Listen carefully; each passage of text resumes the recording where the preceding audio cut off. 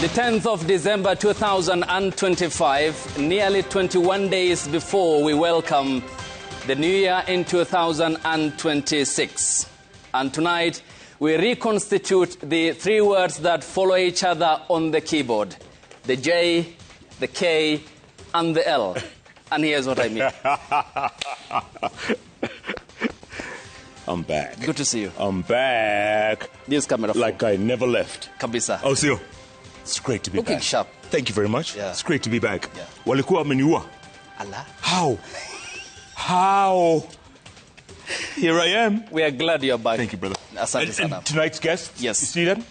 It's the best political tag team on TV. As you have always tagged them. Professor PLO Lumumba, who today was listed as part of those who will be conferred with senior counsel. SC. Yeah. My goodness. Plus And then, of Pro. course, Dr. Barack with the 2 R's. Yeah. Muluka. We're going to be talking state of the nation. Politics. Mnamo miezi kadhaa iliyopita, nchi nzima ilianza kutambua jambo moja lisilo la kawaida.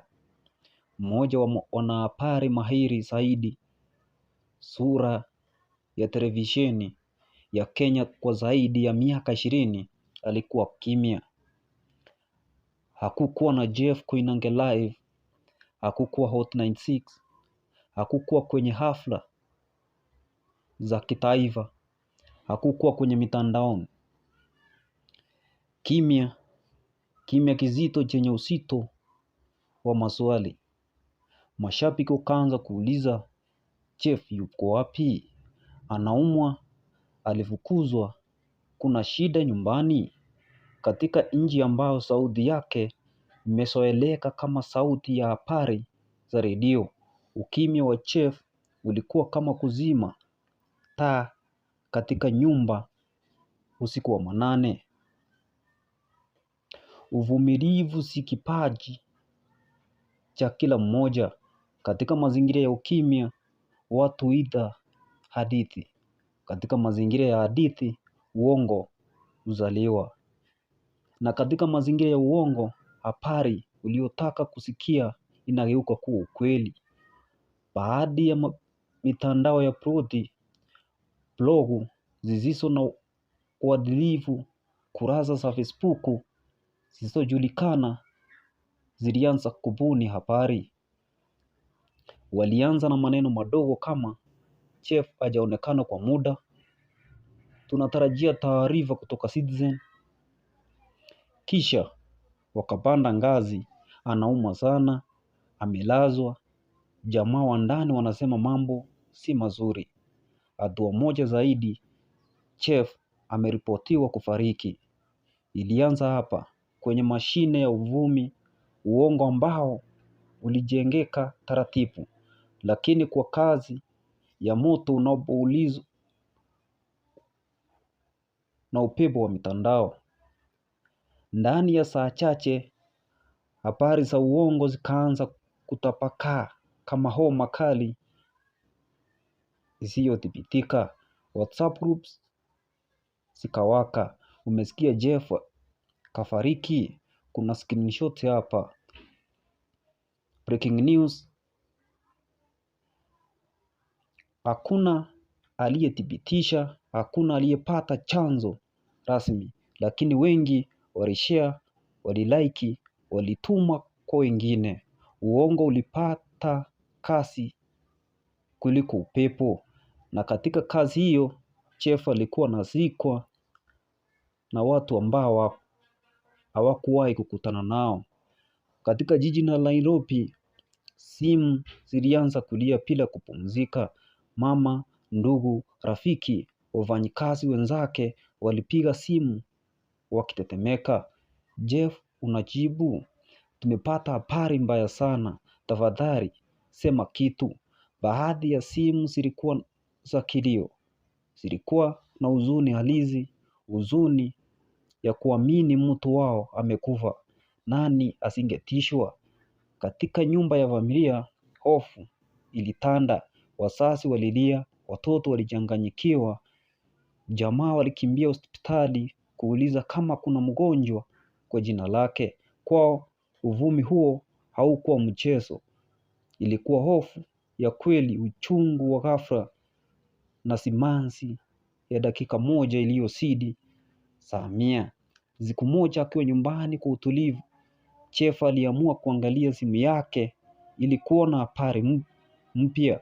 Jambo la kwanza alilokutana nalo ilikuwa posti yenye picha yake. Chini yake kumeandikwa LIP Jeff Koinange. Hakuamini. Alichunguza mara ya pili, kisha ya tatu, kisha akaona posta nyingine na nyingine na video kadhaa. Blogs zilikuwa zimeandikwa makala marefu kuhusu kifo chake. Baadhi ya watu walikuwa wanamkumbuka kwa maneno mazito kama vile kweli alishafariki. Jeff akasema, hebu fikiria kusoma habari za kifo chako mwenyewe. Ni maneno yenye uzito ambao huwezi kuona mpaka ikukute wewe. Huu ulikuwa mshtuko ambao hakuna mtu angeweza kuandaa. Kwa muda Jeff alikaa kimya. Alichukua pumzi ndefu, akaacha simu pembeni, akatulia. Alitamani kucheka, lakini hali ilikuwa nzito mno.